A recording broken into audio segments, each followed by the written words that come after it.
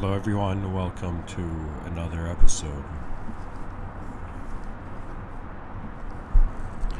Energy purity levels dictate karmic turbulence. And so, in this episode, I would like to speak about piloting consciousness in an unknown world. You know, what a person speaks about suggests the world their eyes have opened, or how far to the world their eyes have opened.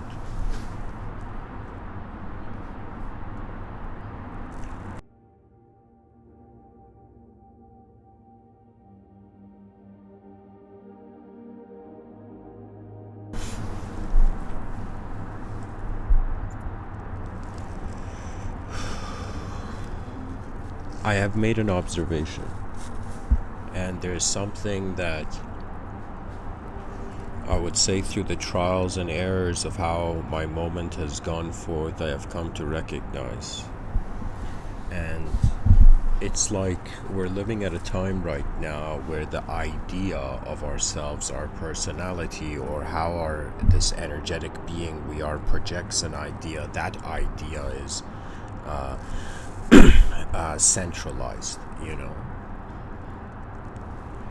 It's as if we are living a part of our energetic existence that is the subjective experience of an idea, but have we forgotten that we are the totality of our energetic existence?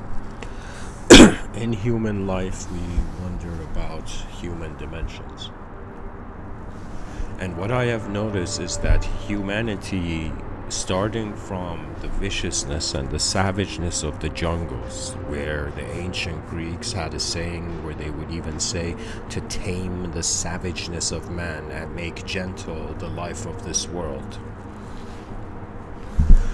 For me, there was a time where in my inner realms I was fighting between, I would say, good and evil worlds. And more kind of like, you know, trying to balance myself on one side of a coin. But later on, my perception changed. And what it changed to was that life is not a snapshot photo of a value. It is a dynamism. It is a film where our free will is a director of, or a part of.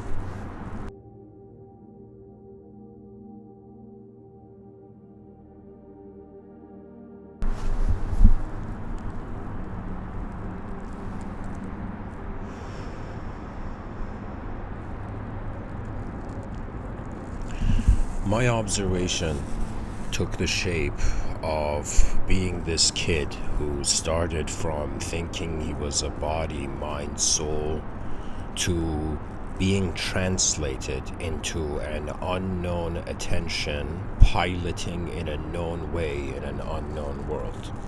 And the reason in the subtitle I have written piloting consciousness in an unknown world is because that is the most real thing.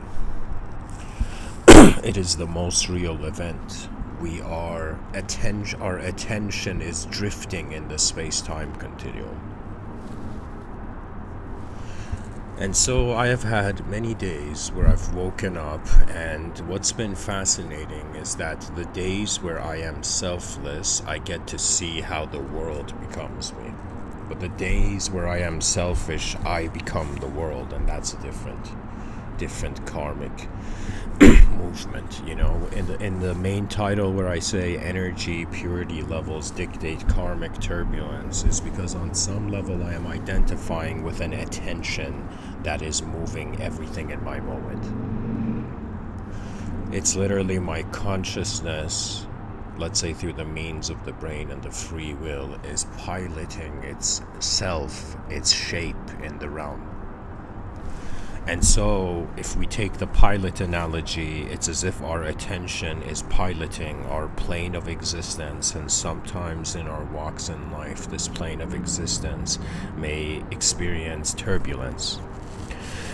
So in some sense, it's like unknown intelligence through a human framework is another way of how attention is moving in the void. And so it's like we can pilot it in a way where there is turbulence and there isn't turbulence. And the concept of karma, which is a very important concept, goes back to the dimensions of reality which are self-imposed.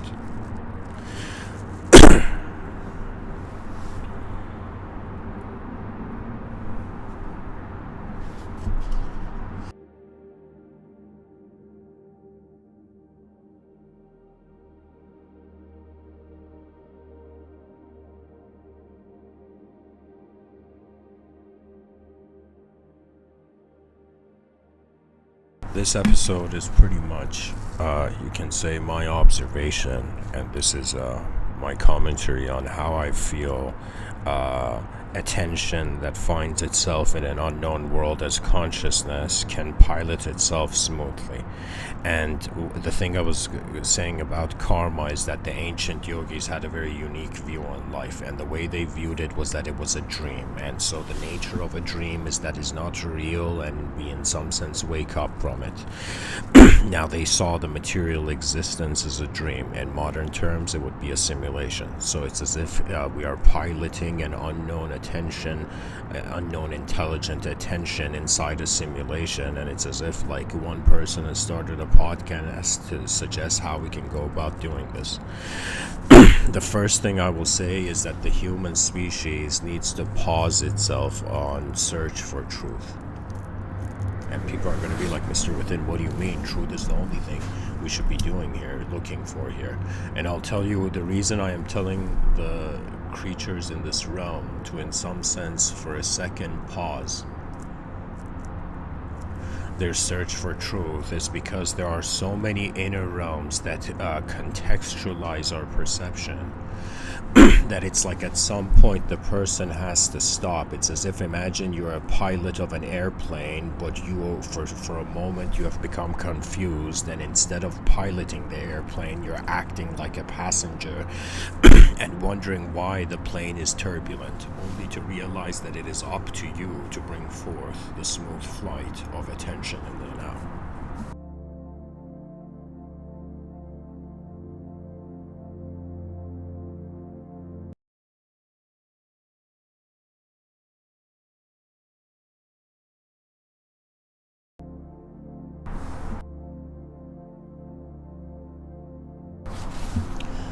The thing that I have noted about karmic turbulence, it's as if you're in this airplane. For a moment, you pause your story of life where you're a passenger in this world and wonder about the original states of your attention.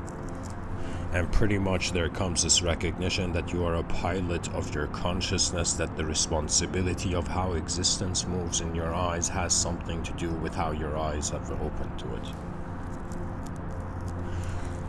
Now, what I'm going to say next is easier said than done. And the viewers, in the way I speak, may feel I walk in perfect moments, but I would say rather I walk in a world where the imperfections have been reduced.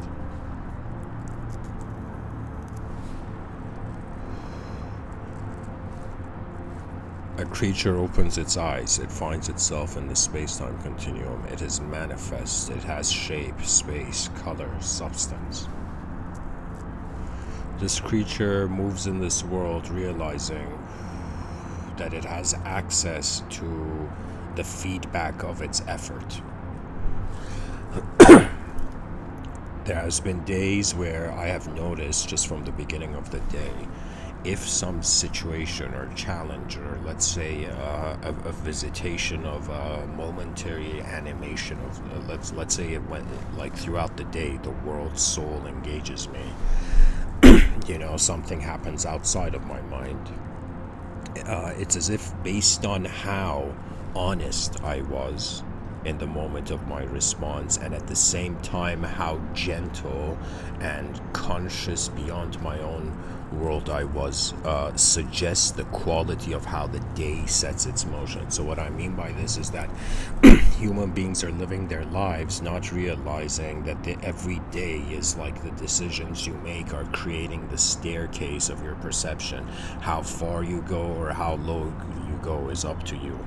There has been days where I have in some sense given in to my inner realms. I have allowed the desire of the self to be greater than the desire of the world, and I would say that's when the pure energy purity levels drop down. But there's been moments where it has been the opposite, where it's as if I did a selfish act, and for the rest of the day I became selfless. As if the attitude of my own making was too heavy for me to carry for the rest of the day. My advice to the human species is that in order to achieve the main goal, the vision, the hidden purpose of everybody who is alive right now is to be part of the designs of the future. We are Spaceship Earth's design crew.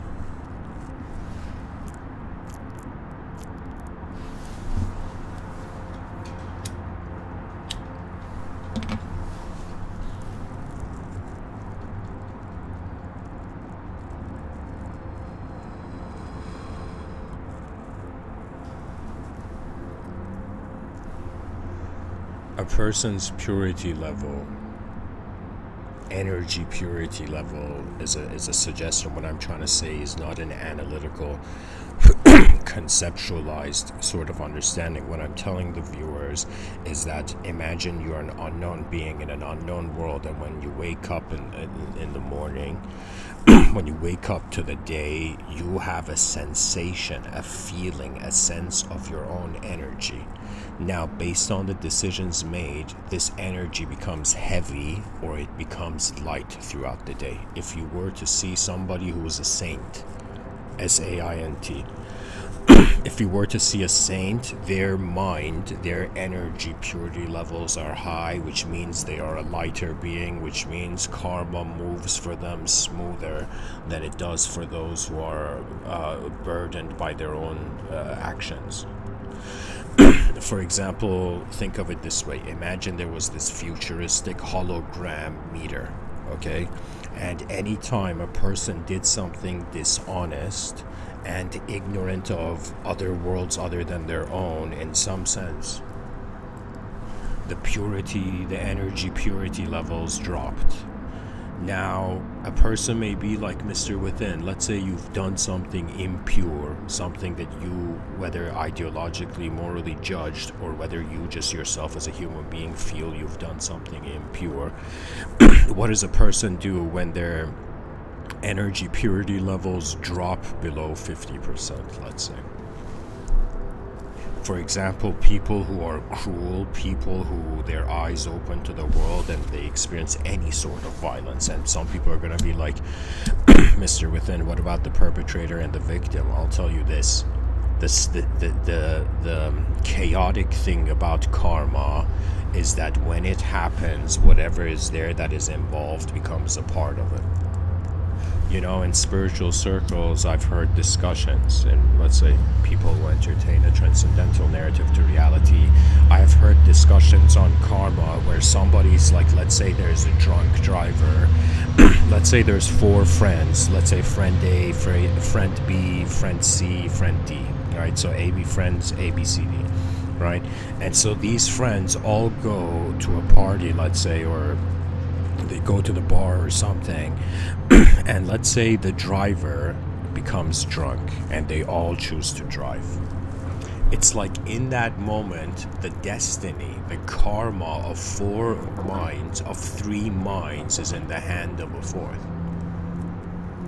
You see, our involvement and engagement in the moment suggests what we're allowing in the flow of our karmic existence throughout the day.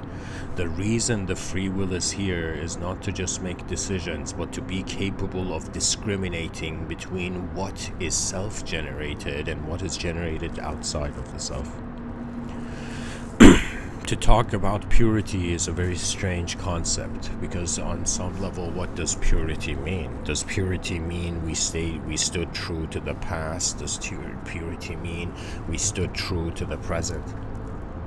Does purity mean we stood true, we stay true to the future? What does purity really mean, right? And I'm not talking about like somebody looking at a glass of like, a clean water and being like, wow, look at this pure water. I don't mean that sort of purity. I mean the feelings that a human being has upon how their whole moment is animating. There's a feeling. And it's like, as much as people are like, man, I'm an ego, I'm an idea, I'm my name, it's as if aside from all of those, every human being is also simultaneously stationed as an emotional.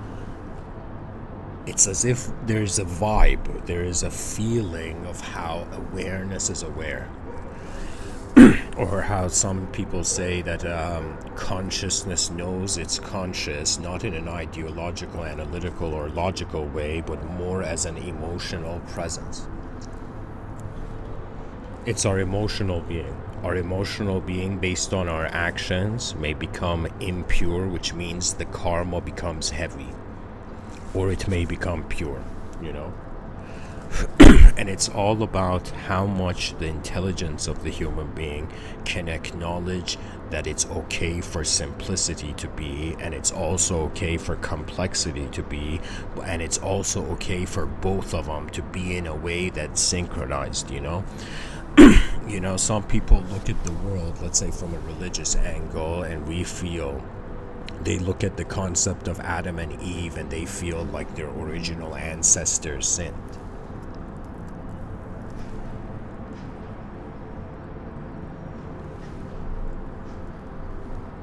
But there are some, who look at, rather than tuning to, let's say, the lesser vibration of the moment, where the person's like, what is wrong with the moment? The person wonders about what is right, and it's as if it's an opportunity to experience an entrance, at least from the theological perspective, into heaven. Like, I'm some guy trying to build an advanced civilization. I'm noticing so many human beings having different cultural, ideological histories. On some level, I'll be honest, I look at this species and I feel everybody's entrapped. Everybody's enchanted by language, and everybody's worshipping ideas. Right? And it's hilarious, because one idea that's so important to worship is our own self, in order if we wanted to survive. And what does the concept of worship mean?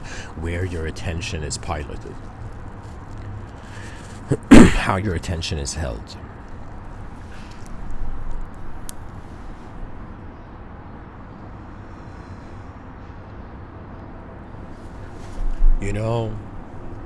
It's like the person realizes that their consciousness comes with a context developing mind. And it's as if a person looks at the world and wonders who is aware that the world is here right now.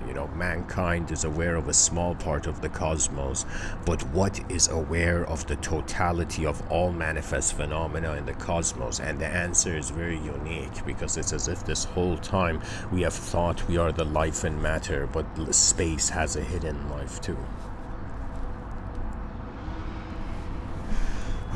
It is very complex and very difficult for a human being that requires the simultaneity of its mind to know that it's a body, and its body to know that it's a mind, to wonder about the quality that true reality has. It's as if being trapped in a world of simulations, and or imagine you're trapped in let's say the chapters of the Lost Earth, only to seek the original.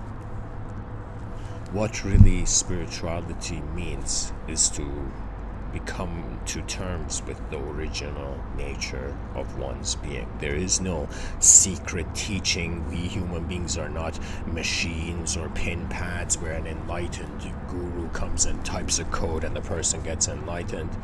You know, what we are in reality are mysterious explorers of a living universe. That's what we are. And due to my own, like, I have this view where every person on the planet, sure, let's say even the most elitist, powerful, abundant people on the planet, I have this view that if everybody actually cared to ask and try to find an answer or ask the question, where are we and what is happening, eventually it will lead to the states of the bizarre and the absurd. And this is something from Albert Camus, this French philosopher's work, which I found was very genius technique, right? It was as if, people don't realize it, but it's like philosophers are like martial artists with different martial art styles, right? But in the inner realms, For Albert Camus, he had noticed an element of absurdity. And what absurdity means is a domain of psychological perception of reality which we cannot give structure. The human intelligence is a model generating and re-experiencing system. Right now, anybody listening to me, to be capable of even listening to me, it's as if your mind requires to have a model. Your mind requires to have a structure so that the structure of my words can in some sense have something to compare to.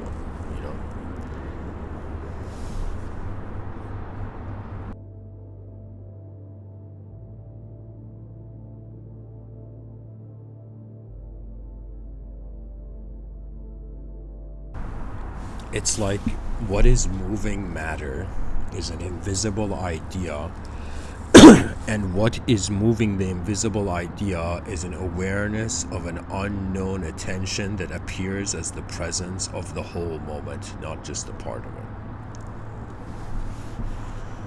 There has been moments where I have thought, is there like an ultimate, just like, let's say Tony Stark built like the most up-to-date Iron Man suit. There's been times where I have thought, is there a mindset,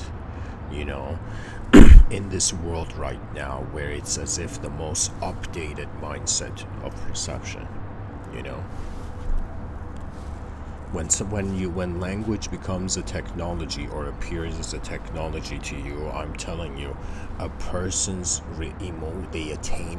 attains emotional freedom from ideology being inner events that overwhelm the person to not wonder if another sort of inner event could define the outer realms. We are multidimensional beings acting, putting the box of a singular dimension and culture on our head and thinking that this is it. It's Plato's allegory of the cave, but Civilization 1.0 has not stepped out of the cave. Civilization 2.0 will be the era of the advanced humanity. Human beings will no longer just, what it would be?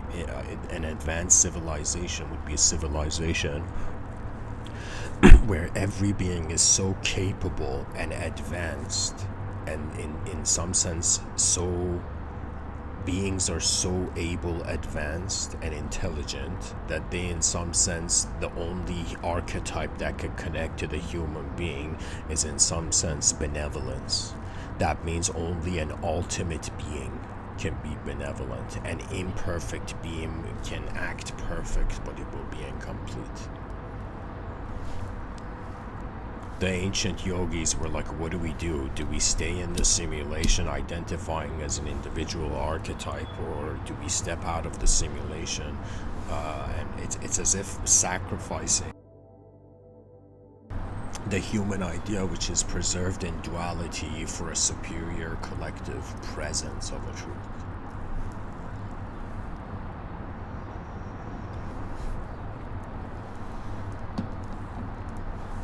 It's a person's attitude, and it's the amount of effort, just like there takes an effort to, let's say, move let's say a person wants to raise their hand in the air. It takes an effort, an energetic effort. Now, what I have noticed is that when a person forgets the outer realms and just thinks that what they see is the only truth,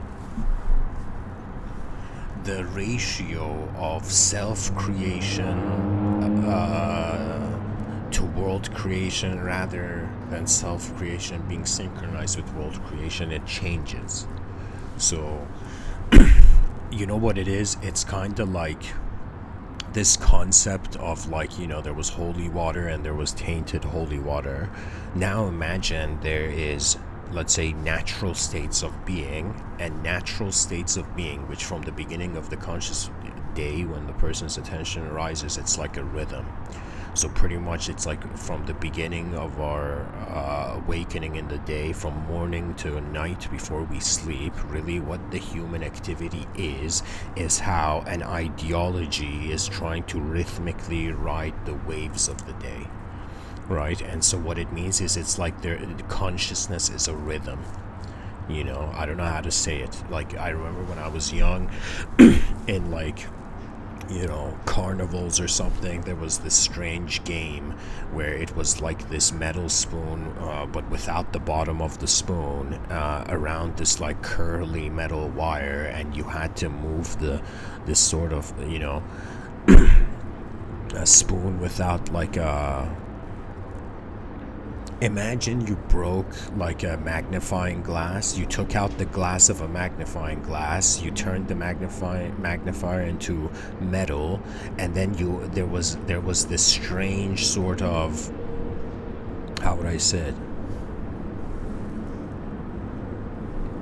Pretty much it was this game, this game where the person had to move this metal thing around this, you know, let's say, curly metal wire without the metal thing touching the metal wire, right? And sometimes I feel to live throughout the day with an abundance of, let's say, with an adequate energetic level, right? What I've noticed is that when the person has a purer mindset, they are actually being a simpler psychological and intellectual entity.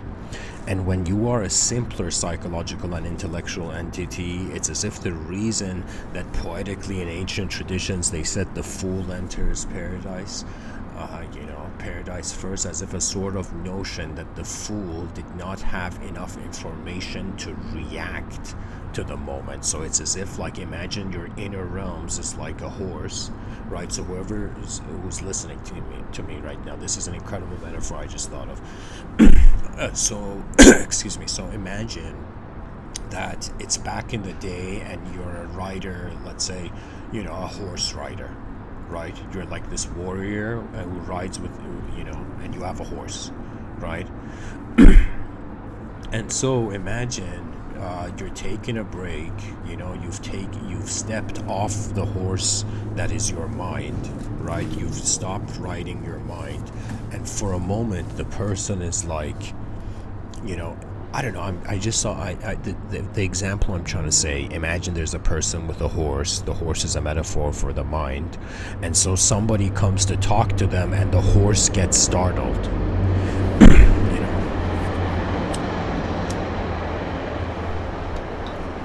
You know, like, the horse is important, being able to ride the horse is important, but when there's another person there, it's as if, like, the person's horse is not more important. It's another way of saying a soul is more important than a mind.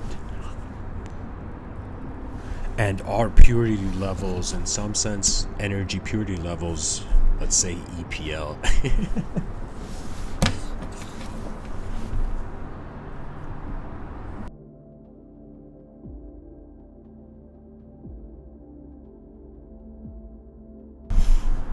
You know what it is? It's just a preservation of decency of the rhythm of one's own mind. And so what I have noticed is that when the purity levels are high due to the person's inner realm being more of a simpler acceptance of reality. What I'm trying to say is that life gives us an opportunity to experience our own world, and it gives us an opportunity to experience the collective world. So it's a collective world, collective self, and an individual world for an individual self. This talk that I'm giving is an act of an inner realm, right? Like if a bird flew in front of me and I narrated it, that would be like, the inner realms live streaming the outer realms. But there are moments a person can get more convinced by their memories to in some sense deny the future to move differently.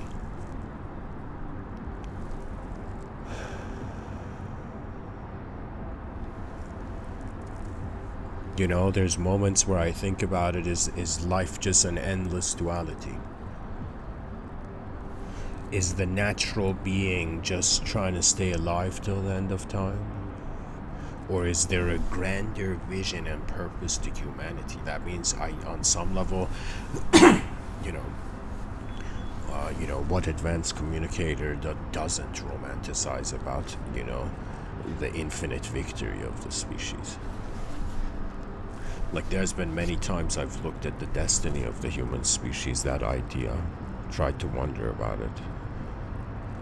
And I've come to the realization that the limits of my inner eyes, like think of it this way, we have two biological eyes, and these eyes have a limits, like we can't see the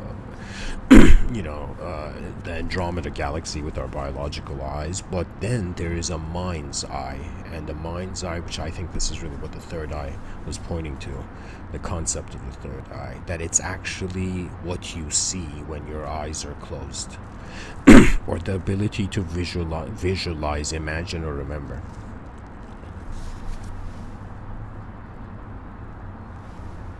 So the mind's eye also has limitations. So when a person, imagine, maxes out two technologies in two different dimensions, then the person is left watching,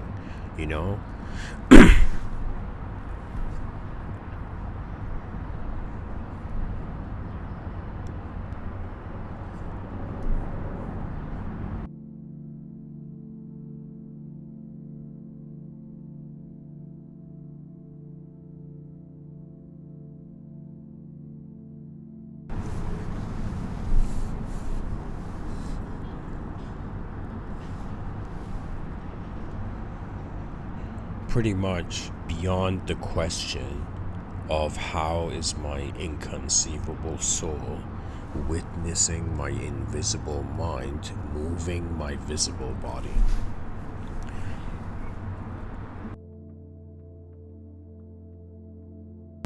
This world has four dimensions to acknowledge. Singularity and duality are the ones that we have conquered. The human species has experienced many states. That means there's been many human beings on the planet who have just for 1 second stopped being an idea and have become the whole world. And there's many human beings who entertain the dualistic games of manifestation.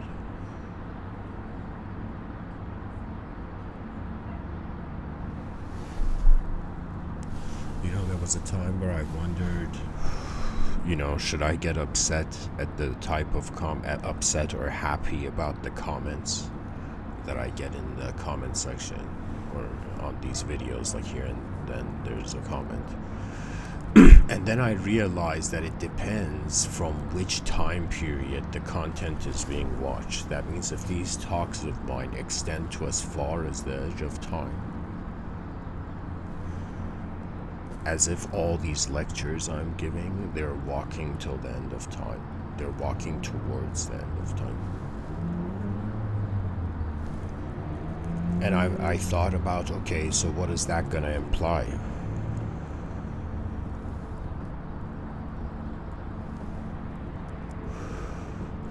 One generation thinks you're right, the other generation thinks you're wrong, then the next generation thinks you're right, then wrong, then right, then wrong, then eventually we see the world has become a different place.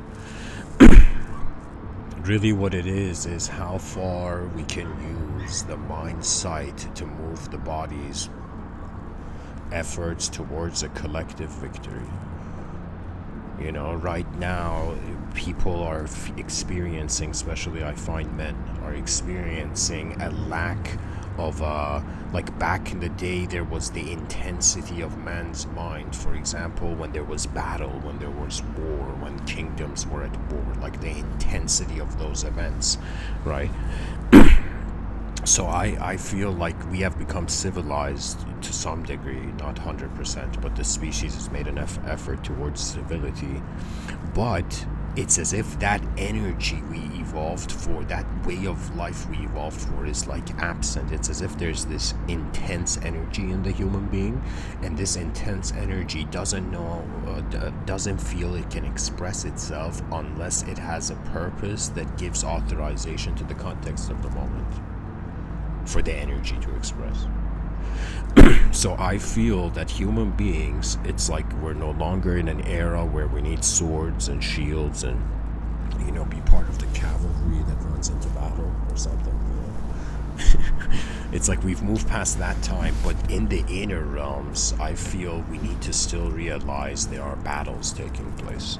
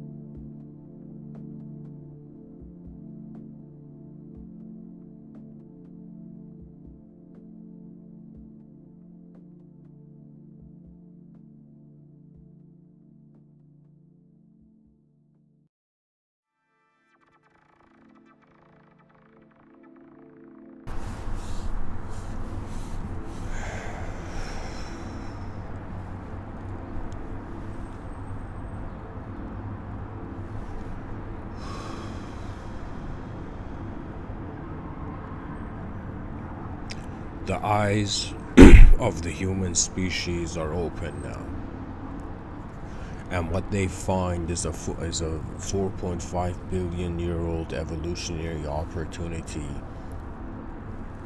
to surpass the limits of all that the past could see.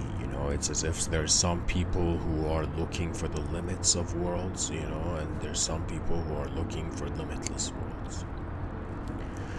It's a fascinating time to be alive. There's so many different types and styles of mind on the planet, and what needs to happen is that a collective performance needs to emerge. A new ethos arrives. It's as if, imagine, everybody, heard this noise, this strange noise and this flash of light, and everybody on the planet stepped outside for a moment, and what they saw in the sky was not a phoenix.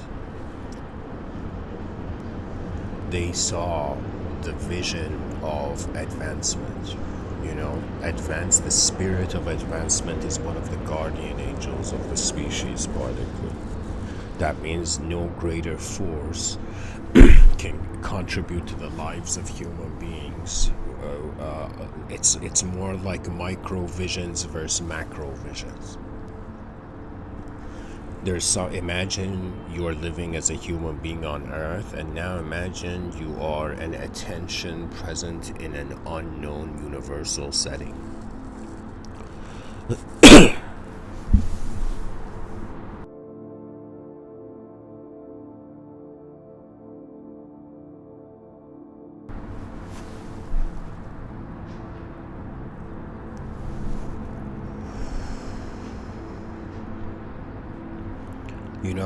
To consider oneself as a multidimensional being, and then to wonder about what honesty means. That means it's like honesty and dishonesty. If it's just a singular dimension, to some degree it's easy to tell. But in multiple dimensions, That means, what would an honest multidimensional being look like, or be like, or feel like?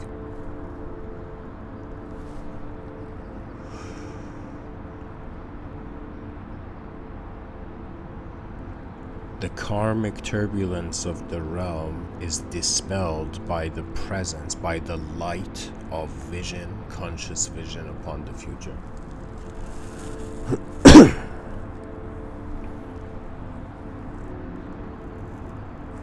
The meaning of life is for the species to get to see its future.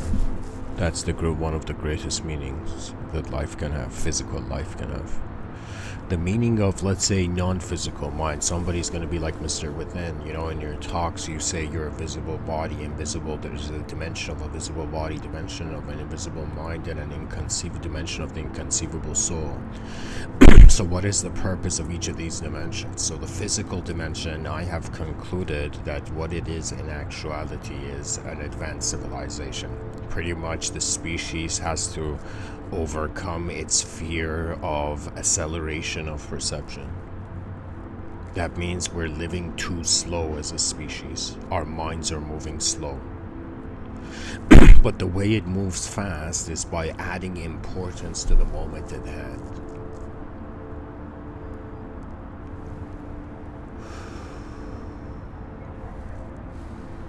Some people wonder, why is attention dying to live,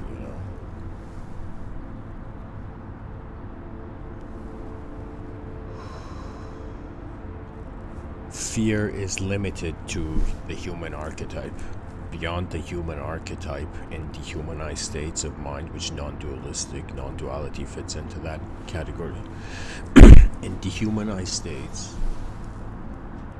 that means it's like I'm that person saying, I don't care how spiritual a person is. It's like there's humanized states of attention and there's dehumanized states of attention. Non-duality is a dehumanized state. The purpose of the outer realms for now is maintain duality and shift it slowly to a multidimensional context. For the inner realms, it's about the origin of the singular event of mind and worldhood. Mindhood and worldhood being synonymous. It's like the person being like, wait a minute, the world that I'm seeing, is that how my brain is happening right now, or is it the actuality of the world? Can we as creatures in the world ever see the world? Because in some sense the sight is being filtered through the brain. The brain is doing something plus what the world is,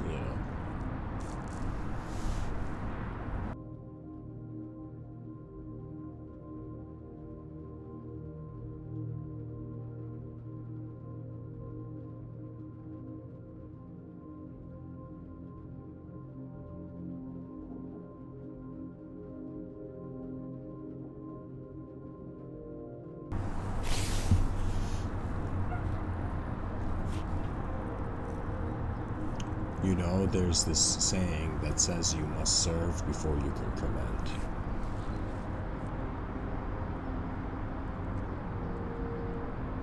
And I have this odd feeling, this unknown feeling, that those who serve the advanced civilization or the collective victory of the species, the collective advancement of the species, they will most likely be, or a part of their attention may be, the advanced communicators. A commander of the future. What it really is that life is how something's happening. And then this movement that is direct experience also has access to indirect ideological archives. It's like wondering about why nature evolved this way. What is the value of memory when all our suffering seems to be reflect off it comparatively. If a person didn't have a past, what would their identity be like even, There would be no identity. It's like what the options are is we become an ideological entity based on the past, we become a non-dualistic entity based on the present, or we become an infinite multidimensional entity based on the future. And you know, Lao Tzu, who wrote the Tao Te Ching, he had a line in the Tao Te Ching where he said action through inaction. And I was like, yo, no way, that's the best thing a director could say on a film set, you know.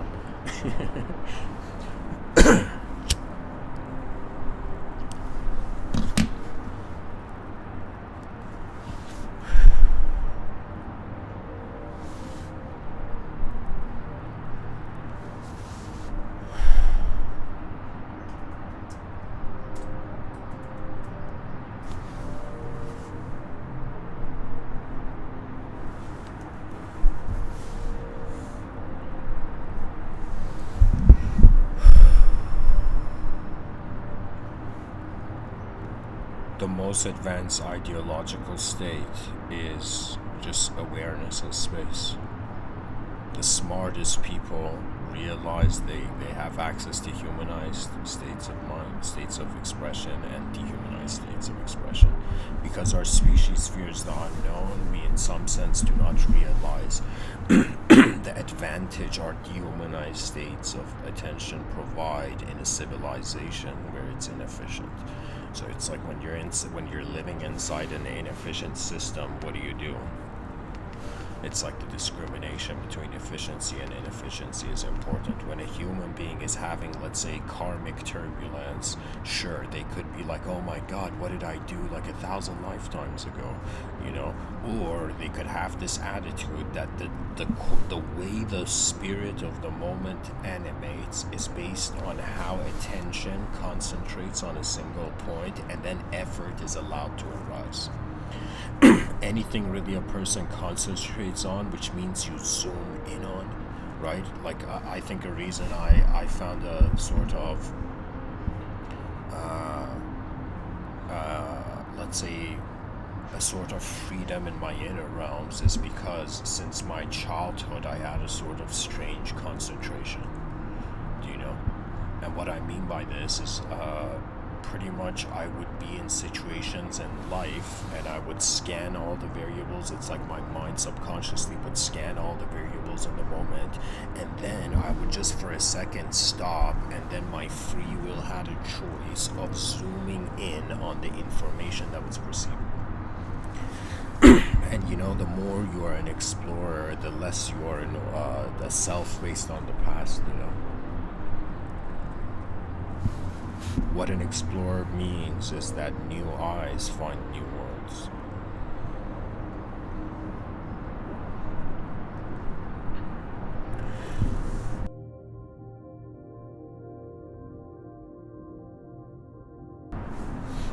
You know, imagine an advanced civilization, you know, they see violence and they're like, oh my god, energy purity levels have dropped in this sector, you know. What an energy's purity is based on nature.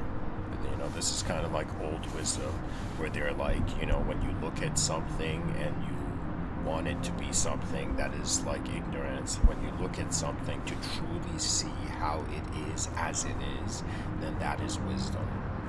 And pretty much it's like creatures lost in simulations, and the enlightened and wise ones are those who have wondered how the simulation is even there. It's as if a person acknowledges a falsehood without realizing without truth how could the false exist, right? There needs to be the original in order for there to be a simulation of something. So regardless of what veil or what illusion, you know, covers the attention of mankind, those who live in the original earth actually come to realize that how would I say it, energy doesn't have a personality, but it has an instantaneous knowing factor, right? So what it is like, you're like, okay, I'm some sort of consciousness, and my free will is how I can pilot my attention in this unknown world I have appeared in. And now, what can we do? What can I do? What can the world do? And it seems to be a sort of synchronization. That means the human species started doing something that it's as if consciousness wanted, not what's in consciousness wanted. It's as if you trust the space, and then you can move or manifest and animate in it, right? For me to even be able to give this talk, I have to trust the world, right? And I'm like, okay, at least the inner realms can be used for something. You know? It's like, how long do I write thoughts? Oh wait, these thoughts are states. You know? And it's like states, how would I tell you? It's like, if somebody's like, Mr.Within, what's the most divine experience you've had? I'll be like, moments where I've trusted the moment and it's happened on its own accord. It's like there's a hidden mind. It's like what the mind is access to a field of intelligence. This field of intelligence is it is rooted in space. So it's as if like this whole time we have not just been physical beings in space. The mind has been the space where the physicality is moving in. Our minds are actually how we are living as space, how we are alive as space, we're present as space. You know, I guess a podcaster is an astronaut of the inner realm, you know.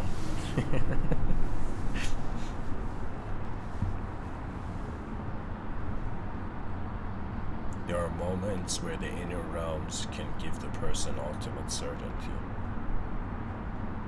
And it's kind of like this attitude where the person realizes that just like they move their body, the body is like a silent soldier that listens. And even though the mind is used to give, let's say, commands to the body, in some sense, you know what it is? It's as if an unknown attention, aka the soul, is like a general in the battlefield of manifestation. And so its commanding officer is its mind and all the archetypes it has access to. And then once an archetype is activated, it's as if like just like Tony Stark stepping into the Iron Man suit, a human being can step into an identification. Because on some deep level, we have access to dehumanized perceptions on the human ideal. So we are not just human, we are also the awareness that is being the space where this human is moving.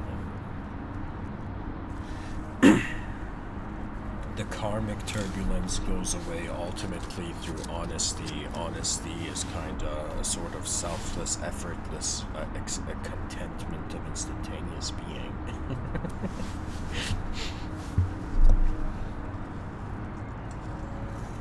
Can you imagine someone being like, honestly, guys, what the fuck does honesty mean?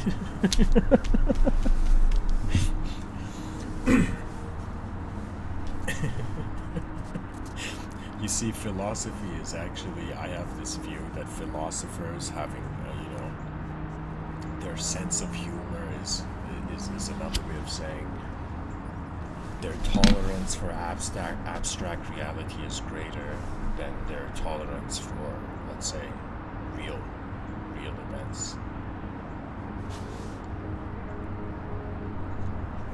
Some beings they just have an innate sense of how to be in states of their attention where there is no forces against. Like, I don't know how to say it. The question comes, what is the best way a consciousness can pilot itself in an unknown world? And the answer is if there is a chance that there are dimensions to our intelligence beyond the ideologies that contain and limit the definitions of our life, the meaning of our life.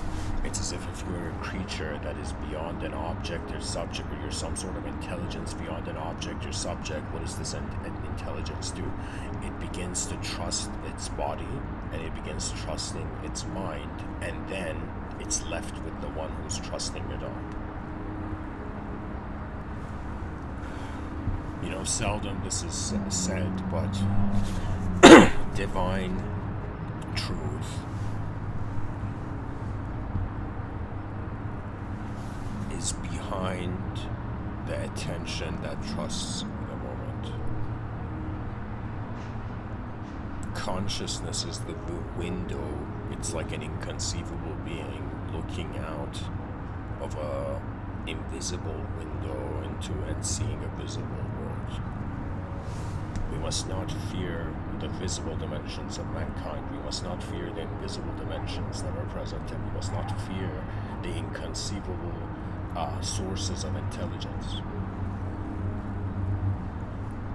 The species awakens from its hibernation, from the world's intensity, and its hibernation in language. It awakens from language. When the species awakens from language, people are going to realize experientially we're more advanced than the characters, than the stories we tell ourselves. Imagine, one day the human species opened its eyes, and in a sci-fi setting, suddenly there was not gifts from Santa Claus, but let's say advanced enlightened extraterrestrials had just giving gifts to every human being. And every human being was like, no way, advanced technology, what do I do with this, right? And it's kind of like the same fascination we would have for a mysterious advanced technology is the same fascination a human being should have on its moment of life. When that fascination comes, and that fascination comes when reality is not just bound to duality. Keep in mind, guys, I'm a person where I am looking at the universe and its dimensions that can even be talked about. There's 4 quadrants to the world. It's as if 4 worlds are being one world. That's the world we're in. Right now, my physical body, I would say it has a sort of singular existence of quality. So it's in the one dimension. Okay? My mind, which is dualistic in nature, which exists as a sort of separating factor from the world. That means consciousness has its boundaries because of its separation with everything.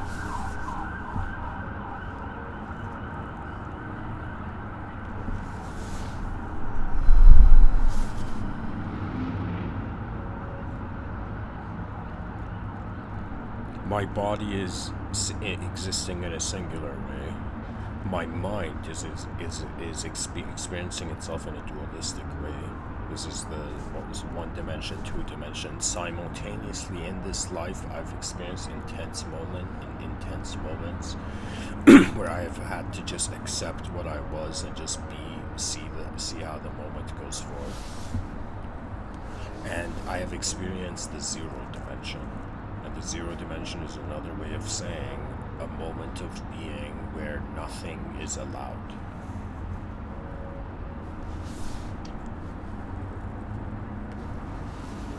It's literally your mind coming to terms with emptiness and how objects are empty before our attention, before we look at it, and then it has a meaning in nature.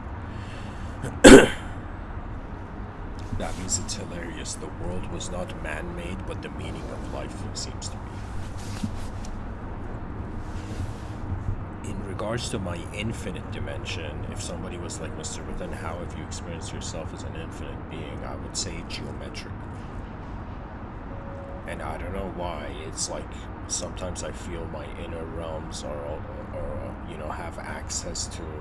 have VIP access to Plato's world of forms. Sometimes I look at moments and they have a complete geometrical translation for me. That means on some level, if ideas represent real events in life, these real events are geometrical change. That means what is change? The shape of something altering.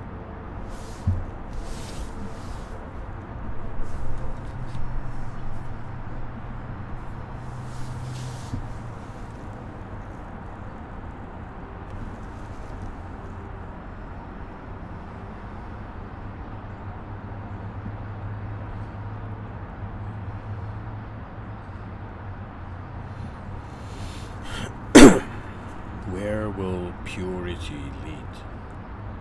Let's say a person just chooses, let's say you give up your egoic war with the world. Let's say the war of wars ends and a self dissolves into a drop returns to the ocean of its being. And the moment it returns, it's like people are afraid of life until the moment their eyes go beyond it and they realize the opportunity it was. On some level there is nothing to fear because nothing is being in space. Our minds like space. It's like bodies are matter. Our bodies matter and our minds are in space. Our space. Right now, my body is happening in the space of my awareness, and in the cultural program, global cultural program, this is ignored. We have given freedom. Let's say the Universal Declaration of Human Rights, we have given freedom to the human being, but the fascinating thing is we do not know the depth of the intelligence and advancement of the human being. That means whoever you are listening to me, nobody knows until the choice finds you who you are. And the nature of reality, I can totally understand again why Albert Camus talked about absurdity.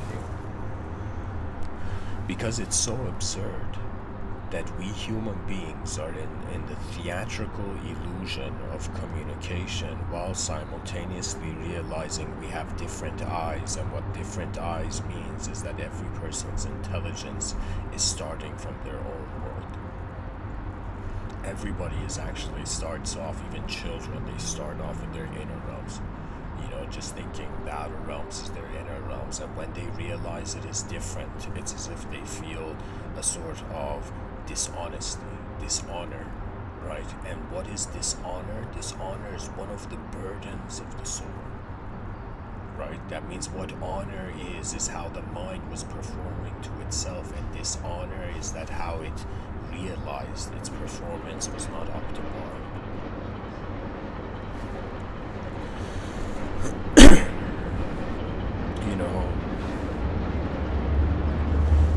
The nature of attention is that it wonders about what it deserves only to realize it can never know what it will be. We're all living for a future we cannot see. But in the inner realms we have to see. My basic argument was I'm like, okay, let's say somehow the whole species could hear me. What would be my Mr. Within's argument of what to do here? And I would be in the middle of nowhere.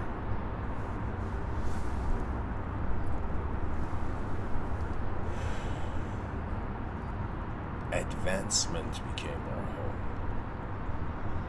That is what I'm betting on, If somebody was like Mr. Within, out of all ideas on the planet, I would say conceivable advancement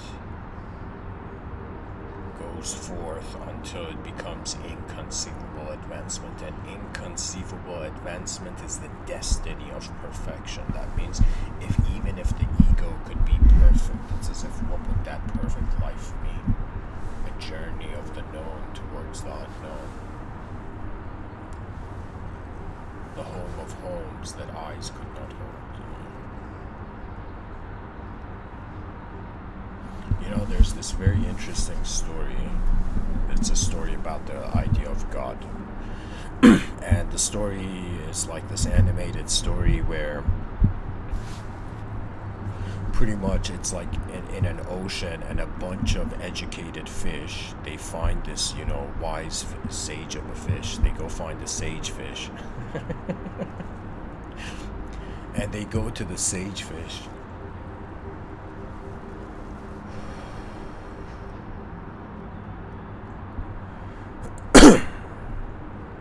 And they say, "Oh, enlightened fish, tell us what God is."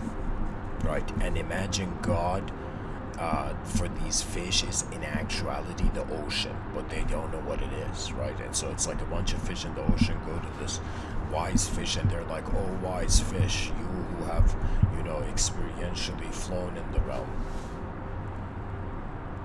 you who have piloted through samsara, what is God? What is truth?" And so this is where the sage fish begins to say, what God is in some sense, it is the ocean. It is the presence. It is present everywhere we are. Without it, we cannot be alive. It's like it's omnipresent, omniscient. All its currents move us. The divine will moves us.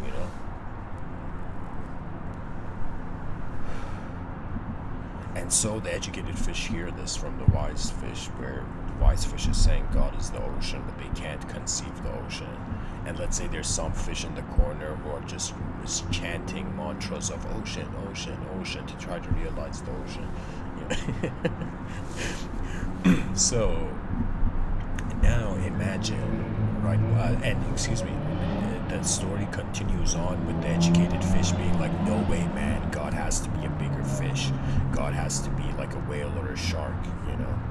And so little do these people know who go, in some sense, to let's say,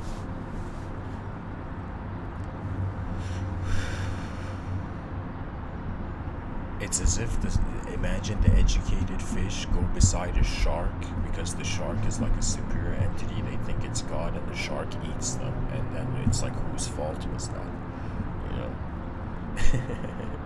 So the moral of the story is that these fish eventually realize that they are existing in the rhythms of the divinity that is the ocean for them. And if you were to take this the story as a metaphor for human consciousness, it's as if there's no such thing as a divine action or a miracle or an incident. The whole moment, its occurrence is the miracle. That means there's some people who are satisfied with just one miracle, and there's some people who are like, I gotta see so many miracles until I can be convinced. And what is that one miracle? How consciousness is in the room at all. It's hilarious. It's like the secrets of the outer realm are actually within us.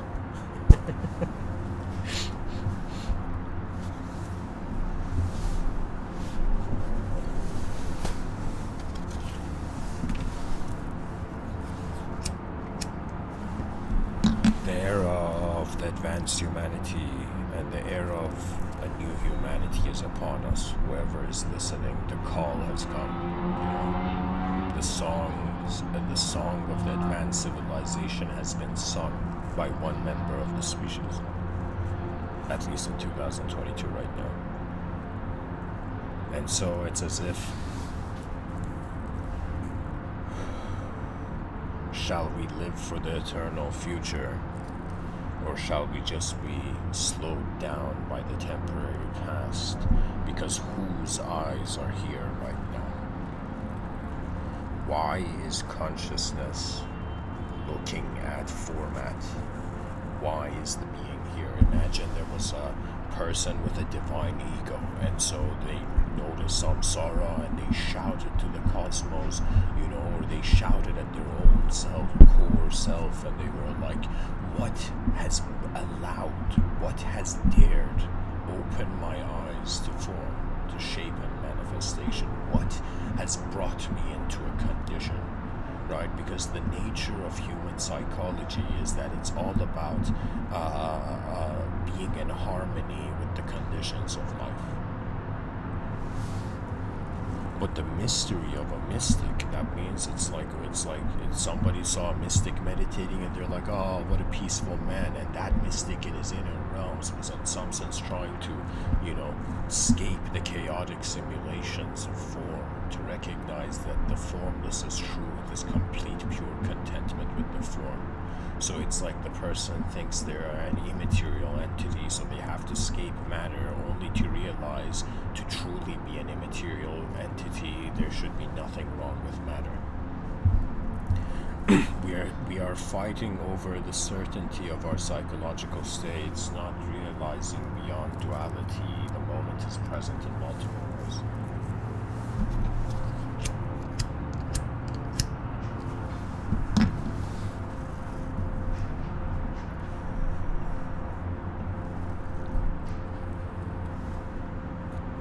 It's just the quality of attention. This is how far my mystical research has come. I've just realized that the person first thinks they are what they are seeing, and then they realize they are the intelligence of that which is seeing, that is looking through their eyes. When they realize what is looking through their eyes is unknown, and the person suddenly notices the nature of the simulating mind, right? How the mind is doing something with energy to be something energetic, you know? So when the person can watch their body, which is very easy, everybody does it, but now it's like, okay, now watching your mind, it's as if watching free will before it moves, you know? That's like meditation, see?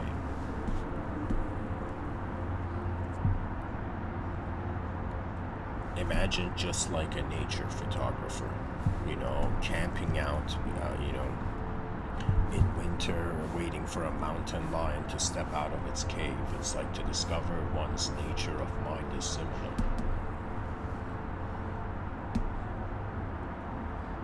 That means this is really one of the biggest philosophical, I would say, discussions. That are we the one that is looking at life? Are we what is being looked at in life? Or are we beyond both, because those are codependent ideas that can instantly be noticed at the same time? I don't know how the species, really beyond my lifetime, will reach the advanced civilization. But I know that it will. Why? Because there is no reason why attention should discontinue. I keep thinking about, like, okay, life is tough, circumstances of the planet, celestial circumstances are strange, what do we do, what's gonna happen? And I'm like, it's as if the cosmos has built something that it is defending, guarding from time. You know what it is? It's as if a part of our consciousness was how there was a sort of eternal dabbling with it.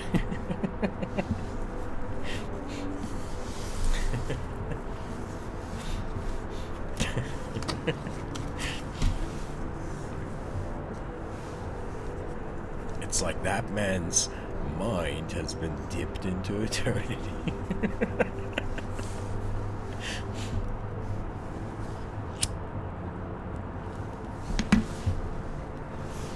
Imagine in the future somebody goes to like a video game store to return back this game, and the video game cashier is like, sir, why are you returning this virtual reality game, right? And the person's like, because man, I wanted to be an eternal being in this video game, but all this video game has is temporary levels.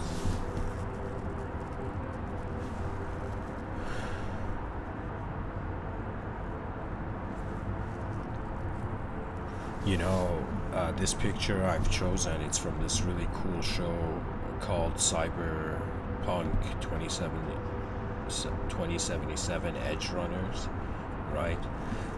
And I really liked the show, except the part that the characters had a different understanding of death. You know, it was like everything in that show was futuristic except the attitudes of the people.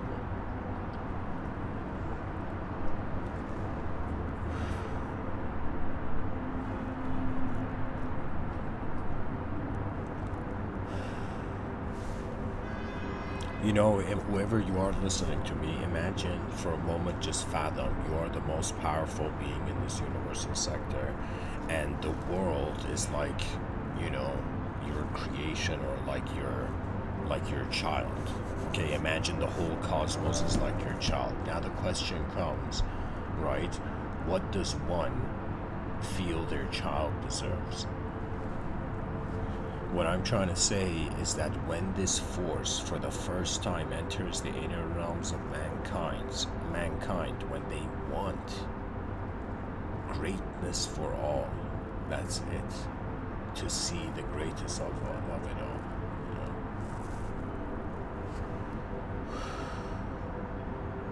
Really, we, the species, is like, has to have a romanticization with has to have a romance with the future.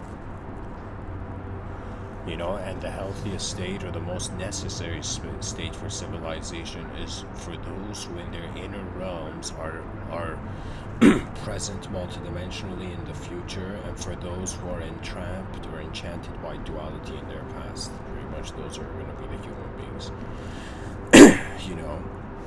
The educational system is going to take a futuristic makeover. It has to start prioritizing the future, not the future of battle, right? Like violence is, we've outgrown violence, right? Like let's say in the medieval ages, the species was like 8 years old, but in 2022, the species is like, let's say 17. Still has anger issues, but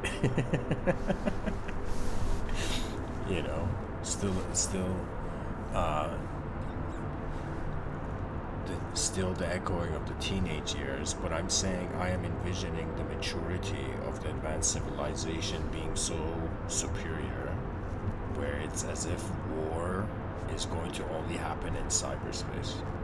Violence is unnecessary because the absence of violence leads to genius.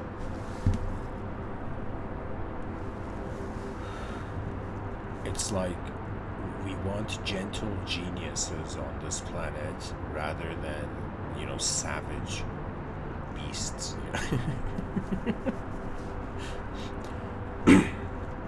Honestly, I don't know how to say it. It's like efficiency is beyond good and evil.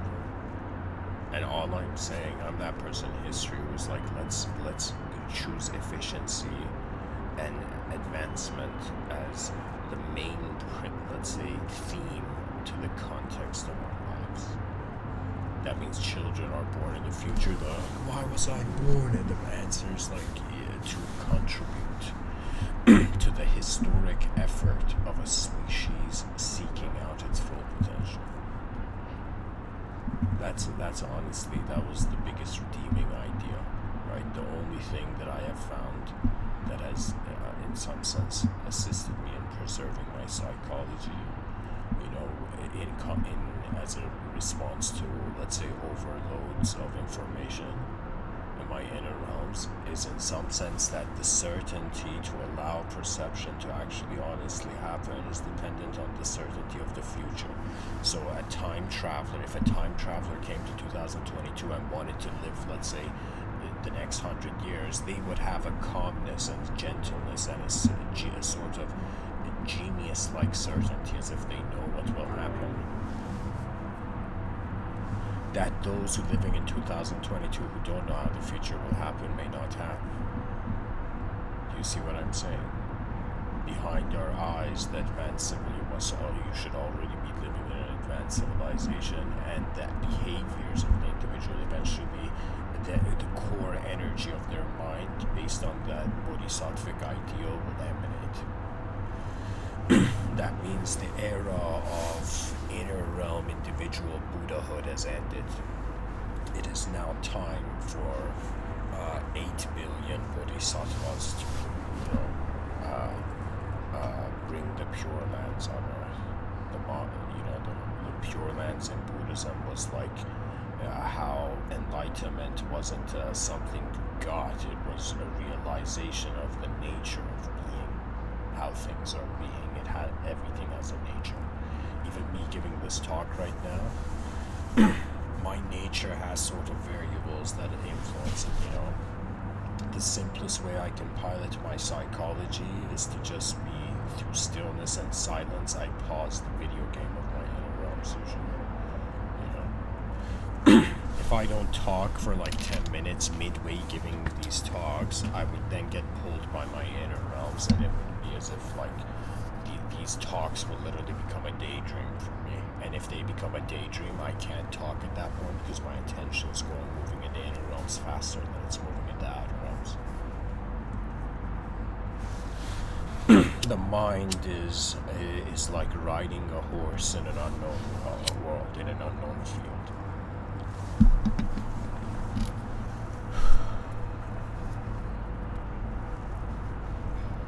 And so, what is the value of individual success, and what is the value of individual failure? And what is the value of collective success, and what is the value of collective failure? The species has a three-fourth solution to this, right? Where we're like the individual success is like live a happy, healthy, efficient life, right? The individual failure is like death, the concept of death, and things will end at some point. Now, the collective failure is like extinction, where the species ends, but for some reason, in this 2022, human beings are ignoring the collective success, right? That means imagine there was something that every person could do that could allow the species to attain a universal victory, right? That means it's as if, let's say, in the future, extraterrestrials land and they want to come and communicate with us. They land on Earth, and it's like, should we be honorable beings or should we be dishonorable? Because usually when a civilization in the cosmos becomes too corrupt, dishonest, and impure, what tends to happen is that it starts getting possessed by other dimensions. And at its core purity, like imagine, one civilization somewhere in the cosmos played its cards right, and it reached a point where every decision it had made was the greatest decision possible.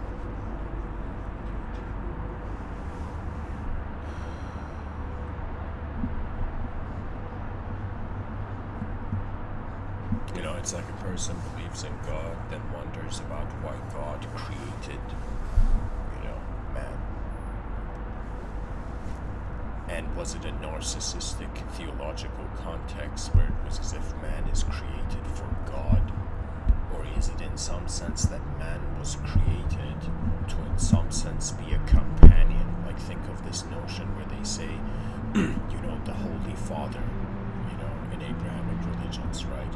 So why is God given the father archetype, right? And what is the idea of, the children of God, right? So it becomes this notion, very, very, very unique inner abstract position, where the person's like, wait a minute, a child does not replace the father, but becomes a god of its own world.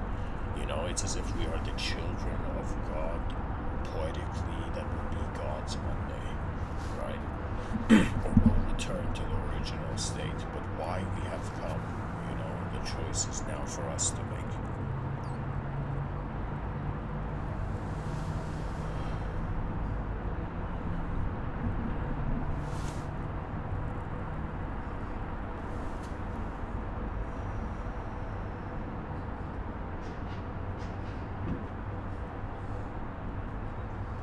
It's as if, how can we build a better future if we feel we don't deserve it? Like, WTF, how has the species been convinced by its failure before its success? We don't know what an advanced civilization would look like. We don't know what the advanced activation of 8 million creatures on a rock in the middle of nowhere would look like. Most likely it would be like a rhythm, a movement, as if everybody wakes up and there's like this beautiful sound they're hearing. And this beautiful sound is the geometry that will become the architecture of the future. The purpose of our eyes is to give the future generations an advantage. Those who are alive in 2022 as a manifest individual entity that can drive the vehicle of attention through thought. It is now the era of advanced communication. More than we need human beings to be to be, let's say, loving each other. It's like that's too far ahead of a goal. That's like a level 5 goal. The species hasn't even gone up level 2. We are experiencing, we are in 1/4 of what this world actually is. Visible sight is 1/4 of the world. There are powers that are imbued to the witness within. These powers are not conditional powers, they are qualities.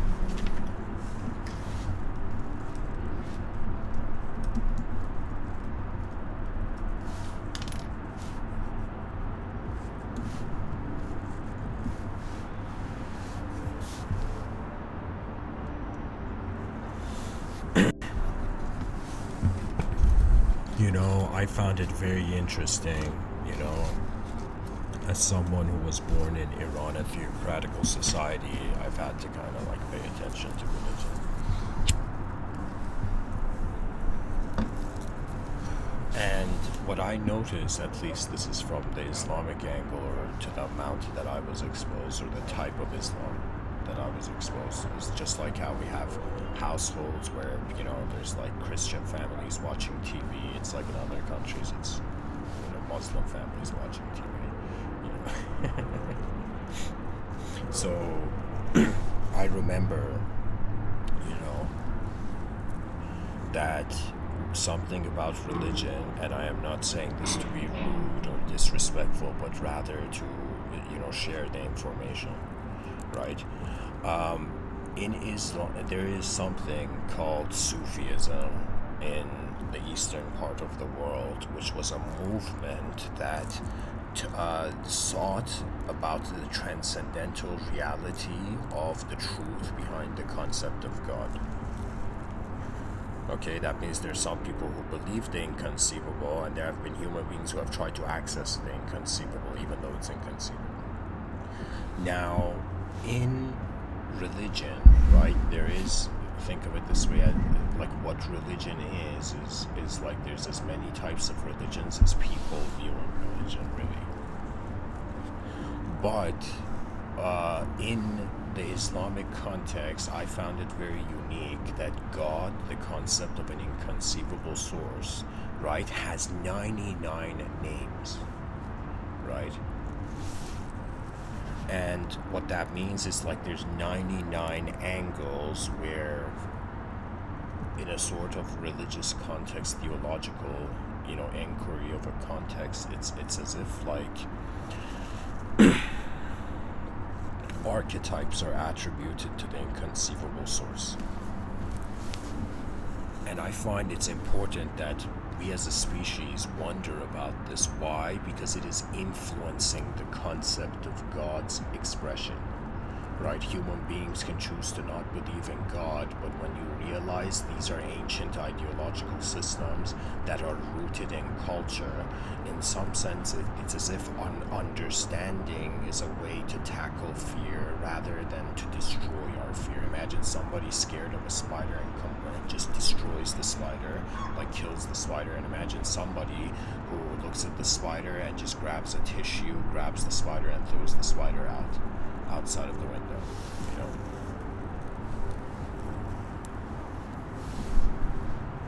So I think this is important to know, because these are verbs and archetypes attributed to the concept of God in let's say from the theological view on Islam, right?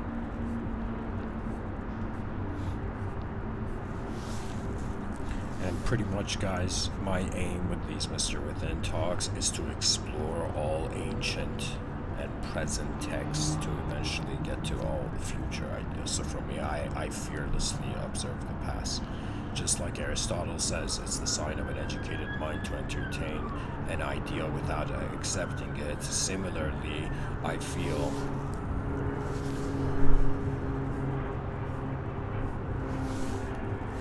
pretty much these 99 names of God are just archetypes people had access to, and because God was moving everything, it could be all of them.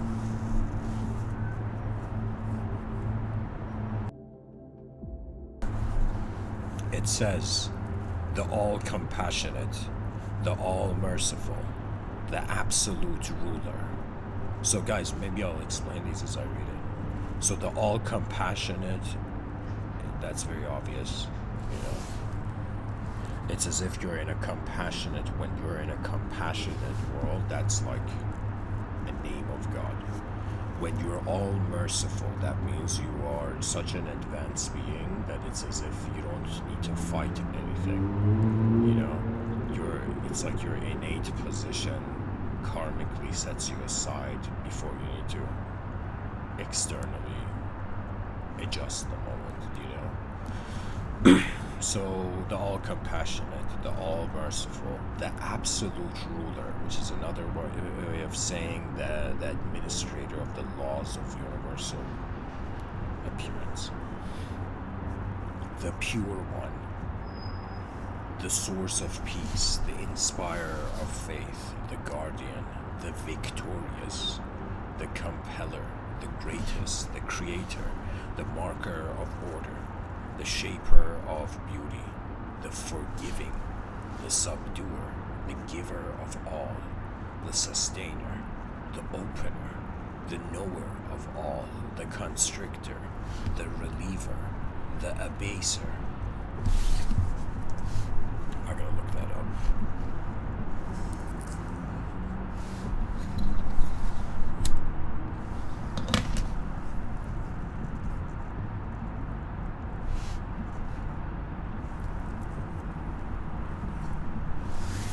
The exalter, the bestower of honors, the humiliator, the hearer of all, the seer of all, the judge, the just, the subtle one, the all-aware, the forbearing, the magnificent, the forgiver and hider of faults, the rewarder of thankfulness, the highest, the greatest, the preserver, the nourisher, the accounter, the mighty, the generous, the watchful one, the responder to prayer, the all-comprehending, the perfectly wise, the loving one, the majestic one, the resurrector, the witness, the truth, the trustee, the possessor of all strength, the forceful one, the governor, the praised one, the appraiser, the originator, the restorer, the giver of life, the taker of life, the ever-living one, the self-existing one, the finder, the glorious, the unique, the single, the one, the indivisible,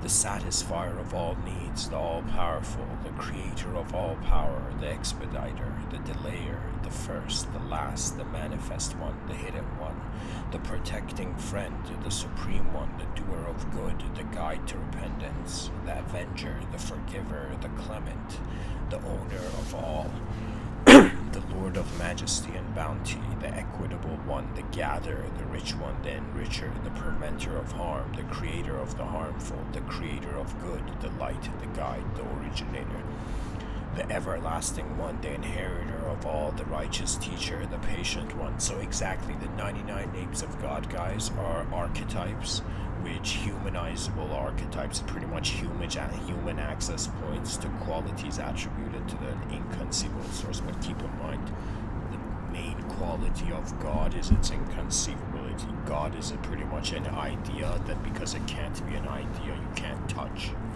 you know.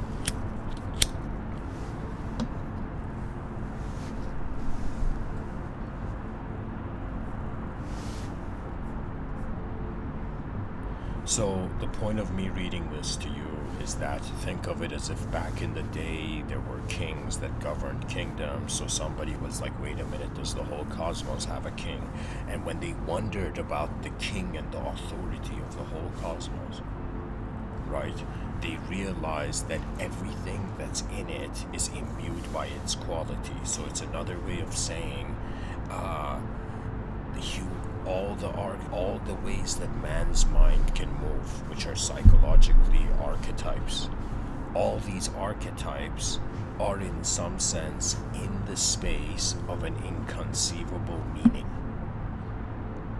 So it's this. So pretty much religion is like realizing truth is inconceivable and trying to abide by it, right? I mean, for me, I have observed polytheistic traditions and monotheistic traditions. Honestly, let me tell you, I've been like an archaeologist of like ideology, trying to find ideology, you know. And what I've realized, my ultimate truth as someone speaking about all this stuff, is really that truth is beyond language. Language is a technology. Religion was the message, but the message is not the one who sent the message. The message is just part of the intent of the one who sent the message. And by the way, I don't know if this translates as, this is, if a religious person was hearing me right now and thinking like Mr. Within, what's your view on religions, like monotheistic religions? I'm a bit of a maverick, and my view is that they were time travelers. So to me, I have this view that religion, because when I think about an inconceivable, like the idea of the inconceivable, for me, the concept of God fits the description, and the concept of the non-description, and the concept of the future. So because I notice the future is inconceivable, and I notice that in religion it says everything returns to God, for me, I have this view that really our minds are actually simulated from the future, and revelation was in some sense like a time traveler's effort. It's as if the future is trying to guide the past, so the past behaves differently going into the future. Religions are literally, from another angle, time travel intervention with this earth, which is another way of saying it can be seen as divinity. What divinity really is how something unknown is moving in a known world, right? And this something unknown, this attention, again, it just puts itself into stories to in some sense be something. Never wondering, does the attention, that's like who you are as a being, does the human being have an ability to know it's how it's being before it's just obsessed with the idea of the human, right? Because we consider ourselves as human beings and think that to be human is the most advanced thing, but the definition we have of the type of human being, it's as if it's hollow. We are living in a civilization 1.0. It's hilarious. It's like going with bodies. Well, what I mean by this is like the spirit in the machine is technically still the machine. It's we are living at a time in history, and for all the future generations, 2022 was a time where the mysteries of the self, the victory of the self, was more important than the victory of the world. We are still at the pre-advanced civilization era, It's like a gardener planting seeds, right? And people are like, where's the garden? And it's like, you'll see it in a couple thousand years, Imagine a time traveler wanted to design something for a certain time, right? So he came back in the exact amount of years he needed in the past to start a project which would, let's say, end in like 3,600 years or whatnot.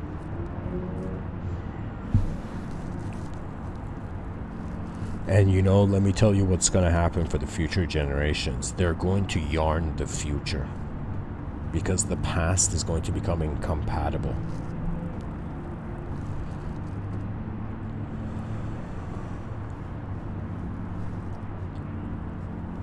Right now, we need philosophers, and advanced communicators and explorers of just the inner realms to wonder about what do we do with desire, right? One strategy is we tell the whole species, to,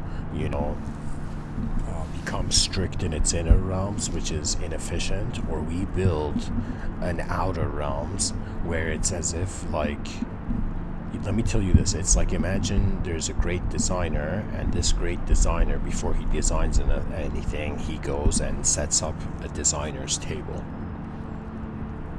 okay, and then starts building designing on the designer's table. So you create the space first, and then you create what's to be in it.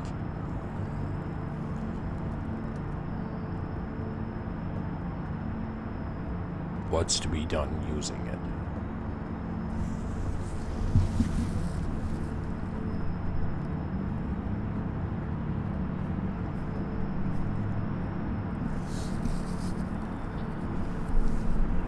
Human beings must have an honor for truth.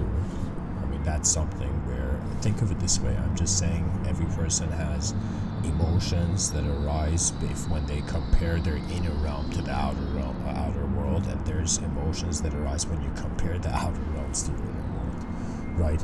If the world in front of your eyes is more important than the world behind your eyes, it's like this strange thing where the person has to wake up from their inner realm, climb out of their inner realm, experience the unknownness of the original earth, and then realize the value of the simulation they were in. You know, it's like somebody trying to escape simulation and then realizing there was a value, there was a reason they were in that simulation. In one episode, I shared a silly story around like this guy made it to the heavens, and he climbed the mountains of samsara, right? And he put his head up the clouds where all the gods were having a party, right? And he's like, I made it to heaven, guys. You know, I climbed the transcendental mountain of samsara and I made it to heaven. And imagine the guy goes to heaven and they're like, buddy, you chose to go down there, you know? It was always up to you when you would return, right? So it's like this notion is that it's like we don't know why we're here because we think an idea of ourselves has to know why it's here, or we think the knowledge of why we're here has to be in the form of an idea. But what it is it is in the form of a collective performance. I see human beings like every human being has a different DNA, therefore a different site, and it's as if the potential of every human being is like an instrument that has never existed, and how there was, imagine someone was a master musician of their own intelligence, you know, poetically a master of their mind, not the egoic archetype of a mastermind, the master of their mind. That means their mind is existing by the nature of serving the original energy, right? So it's as if from at that point the subconscious and the unconscious go away, because man's mind is not locked in duality, and then there comes an all-pervasive knowing. I don't know how to say it. It's as if you realize how you're being space before you're moving in it. You know that instantaneously. Gotta change this music. Oh my god. Okay.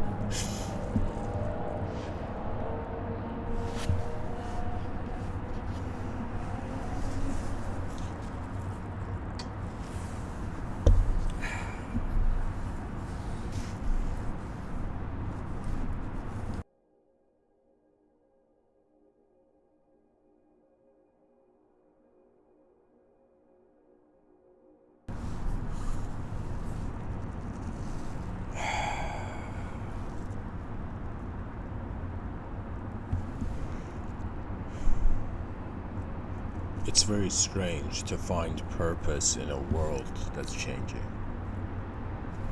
But ultimately, we see something, we value it in a certain way, and then we respond to our value of it.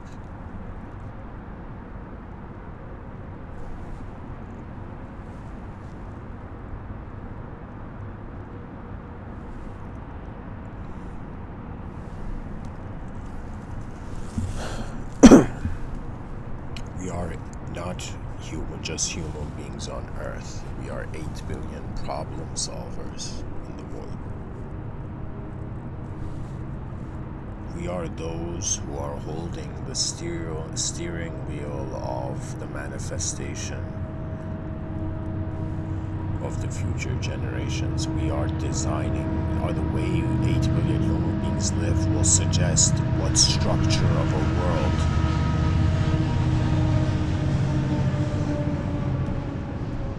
the train of the future gets to.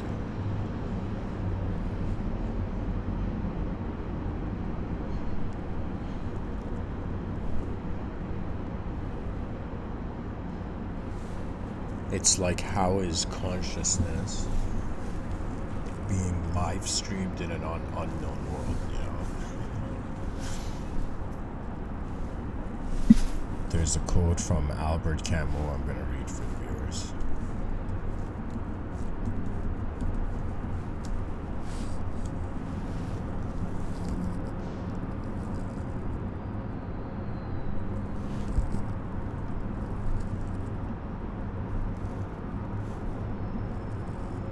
Albert Camus says, the only way to deal with an unfree world is to become so absolutely free that your very existence is an act of rebellion. That means in the inner realms advance to a state of ability.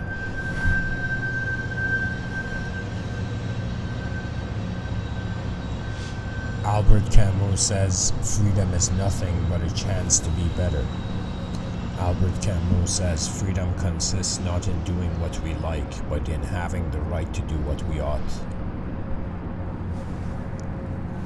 Albert Camus says, freedom is not a reward or a decoration that you toast in champagne. On the contrary, it's hard graft and a long-distance run, all alone, very exhausting. Alone in a dreary room, alone in the dock before the judges, and alone to make up your mind before yourself and before the judgment of others. At the end of every freedom there is a sentence, which is why freedom is too heavy to bear. I think what he means is that karma has an effect, and when you go to its cause, like he says, freedom is not a reward or a decoration that you toast in champagne. It's as if it's the access to the original state. This is how I would say. To me, if they were like, Mr. Within, how do you know somebody is completely free? I would say they're even free from the idea of freedom. It's not a language game anymore, right? Because the language we identify with colors our nature to some degree.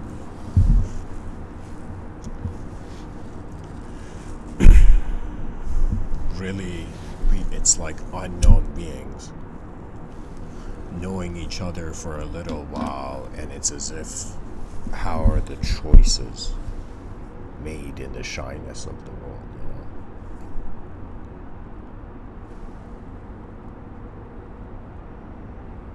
know? Consciousness is the furnace where the future is being shaped towards, you know?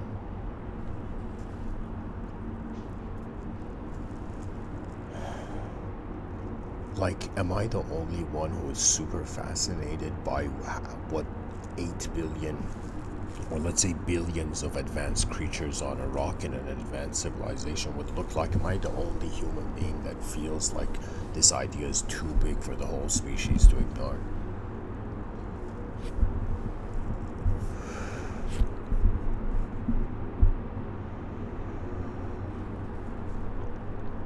We have to hilariously bring the future here.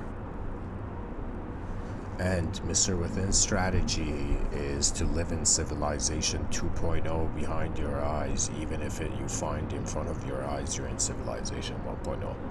That means live as if you're already in a better world.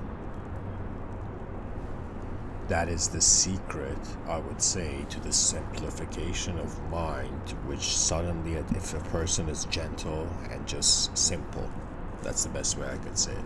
Find the simplest state of your own mind and being, and once you've been in that state for a while, you will get a sense of how complex it can be. So it's another way of saying imagination is like this ability and skill that is not being used, and it's like when you stop misusing something, then you begin realizing how you can use it again. And this is going for how consciousness is being attached to its perception. We seek freedom, not realizing we are enslaving freedom to the context of our memories. To have an opinion on anything is like the small trying to confine the big, really. This is why I think Socrates was like the only true knowledge is to know you know nothing, right? That means like Socrates is saying to every professor, you know, in the realm, like admitted folks, behind what we know and in front, or let's say and beyond what we know, we don't know. And to not be afraid of what you don't know, but to rather see the opportunities of knowledge. Man's mind for a limited time, and this is the capability of just the intellectual entity. Pretty much anybody who could drive a vehicle, you can pilot your inner realms in an incredibly advanced way.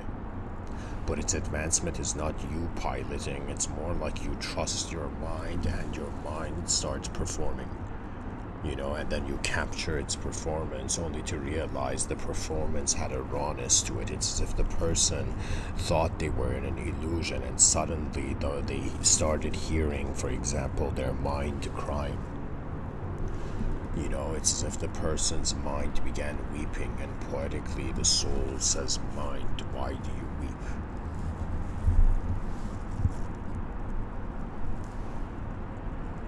Imagine the soul asks a mind. Imagine there's this, let's say, free soul, and this free soul in this, let's say, abstract hypothetical setting, or let's say abstract example I'm trying to make here.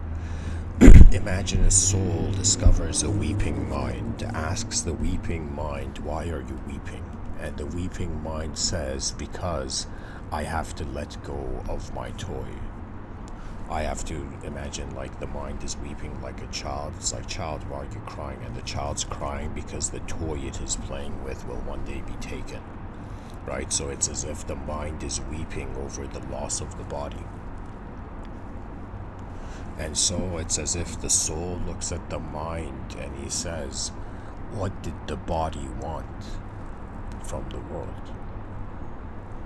It wanted freedom of movement, and if the mind had allowed their body freedom of movement in any dimension, it's as if you were, I shouldn't say it like colloquially maybe like a good being, but I would say it's more like, were you an original being?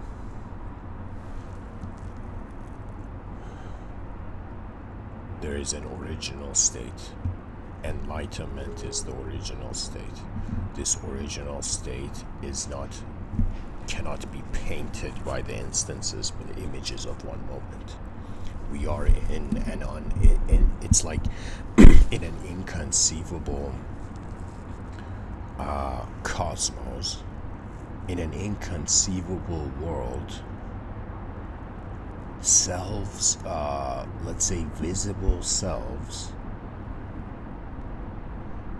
in an invisible collective way, which is literally what communication is. You know, communication doesn't have like a physical value, right? That's why I'm saying we're treating it as invisible. Like imagine somebody gives someone a gift and the person's like, "I forgot to buy you a gift, but here's some, you know, quotes as a gift," you know. It's like, here's some wisdom quotes as a gift, right? And then it's as if the person's like, "That's not the same," you know. Oh man, can you imagine the greatest gift? Wonder.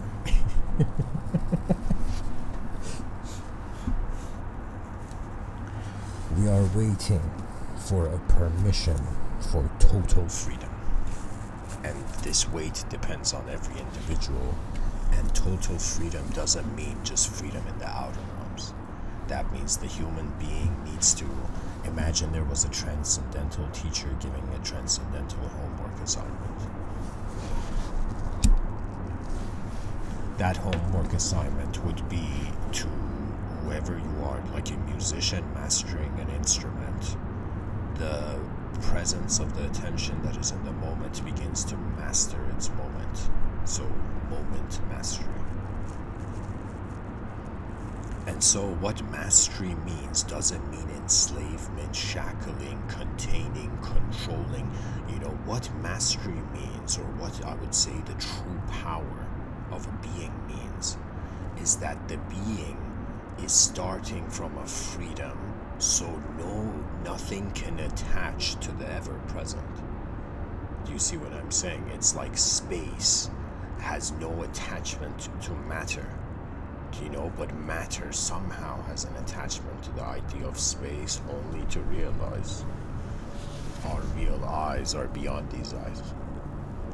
And we should not fear the possibility. We should not fear the possibility of an advanced presence of life in this universal sector. That means for a moment, whoever you're listening, imagine your backyard or like your home was not just Earth, but it was every conscious movement of life in this universal sector. That means imagine extraterrestrials landed and they're like, who are you human beings? And we'd be like, we are the guardians of the cosmos. We are the guardians of the fathomable, conceivable, observable world.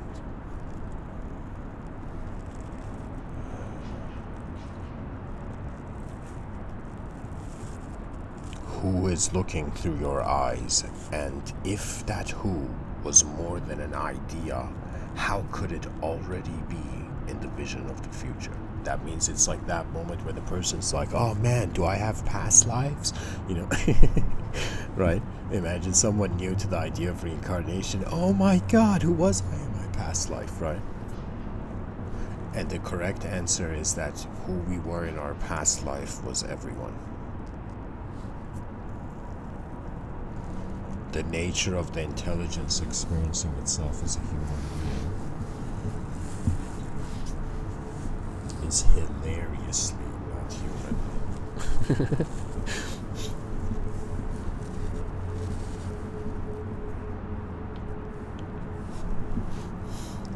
But metaphysics has its place, physics has its place. Everything that exists is doing something here, like imagine someone, is just sitting and they're like, man, look at this person, he's sitting, he has no purpose, like literally his mind hasn't animated. Let's say somebody likes just sitting down, it's as if their purpose is just to be the moment, right? But somebody who stands up and moves towards something or towards anything at all, that's how you discover the geometry of your own mind, when you don't do anything and you watch how it happens, and then you get a sense of how much you can, how free will can re-engage the moment, the meaning of the moment. That is how attention is on vision, on sight. So attention on sight is the signifier of a foundation for a world. And so all that I can say is that if the species deserves to see its most advanced possibility, then all realms will abide by that command. It's as if, call the voice a good voice or a bad voice, but I'll tell you what it actually is. It is a universal command. Think of it this way, that in this universe of ours, at its core, there's like concentric spheres of energy. So let me say it this way. Imagine it's like imagine like 5 different concerts happening on the same stage, and you call that like the experience of Earth. Okay, so for me, I'm noticing that there are energetic events happening in this moment, and not just in this moment, just happening as part of the fabric of cosmic existence, where they are rhythms that you can only ride those waves non-ideologically, which is another way of saying how much do you trust the unknown to be it. For me, it's like this is a very strange thing, because from one angle I'm like, of course, we are creatures that don't know what we are. We have to tell ourselves something, right? We have to believe in some shape or form to have a sort of foundation of movement. It's as if like a machine without an edge, it's like you can't tell if it's a machine. Imagine we are one cog of a cosmic machine, or we are one projection. We are like a wave, you know. That means imagine the earth, like the sun waves hit it and move past it, right?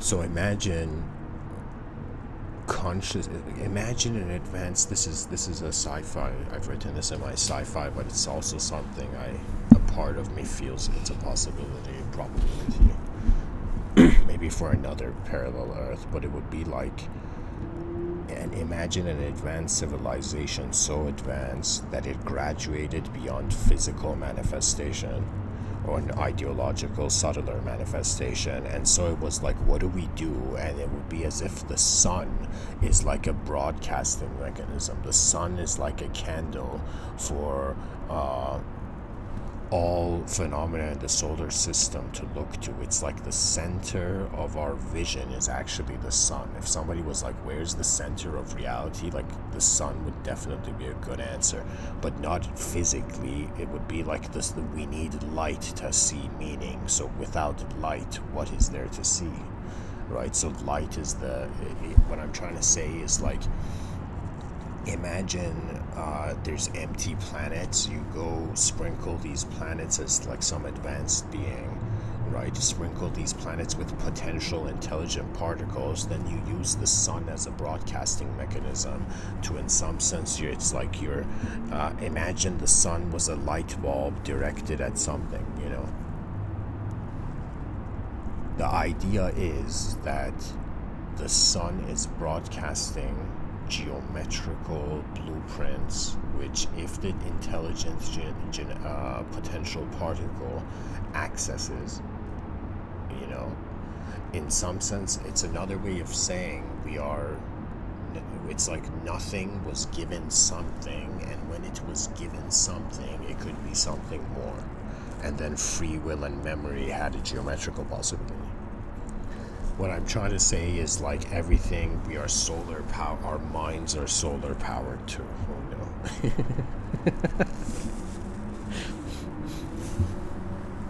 The conscious vision of existence is solar powered. You know, as the person's like, am I looking at a world right now, or am I just looking at light? Like, which one is it?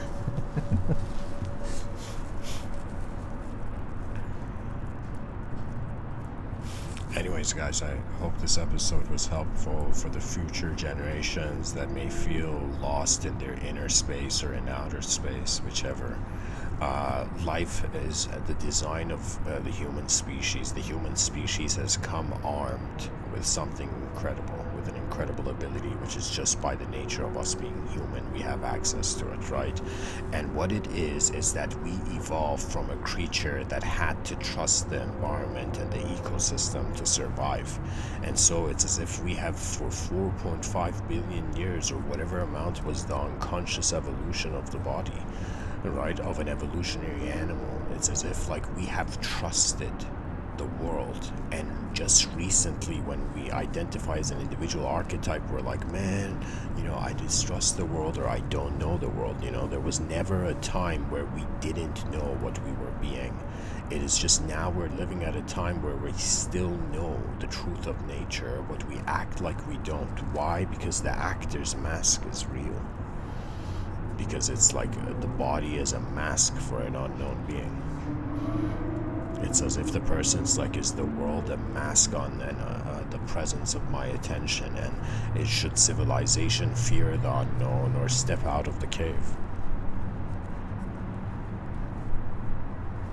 It's time to step out of the cave of the past. Human beings now need to find a purpose not given to them by the past, you know, but rather it's as if the person was like, man, there's the future, there's the past, I'll just be present. And while they were present, they discovered, let's say, the automation processes and it's like there's a symbiosis with the logos. It's another way of saying if a person just stays in the present for too long, they're going to become the whole moment. When you become the whole moment, individual purpose is not accessible, but because your body is individual and individual purpose is required.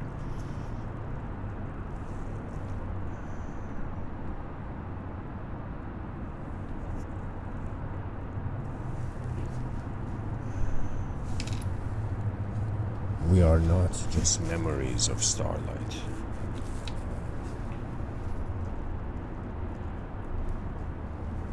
We are the most advanced event in nature. And the most bizarre thing is that we know it. The creature has consciousness. Birds and squirrels don't give, you know, don't care for the future of their species. They just care to be an individual moving agent. It's like they just want to be an NPC, but we are here to be a main player of reality. Whoever who finds these Mr.Within talks, these are like how the future, it's like the future's calling. We need a world of 8 billion explorers that do not fear the possibilities of multidimensional reality. That's it. Fearlessly, advanced civilization through the benevolence of how far the idea of freedom could be. It's as if we sought such greatness that all that we could do was to be it.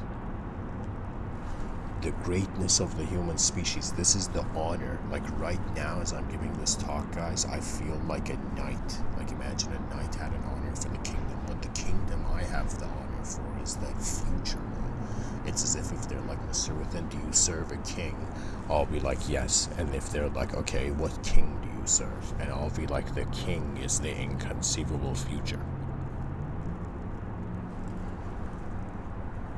It's as if we live in a way where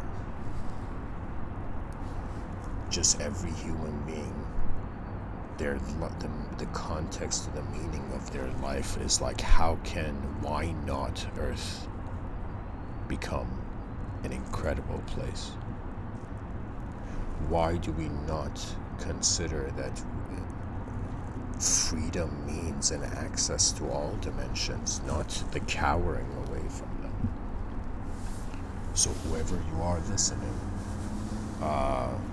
wonder about your multidimensional nature, because the freedom that you seek from one dimension is most likely a greater realization on your own intelligence. Learn from the moment and you will become its teaching. Thanks for listening, guys. Much blessings and peace. Rise, mankind.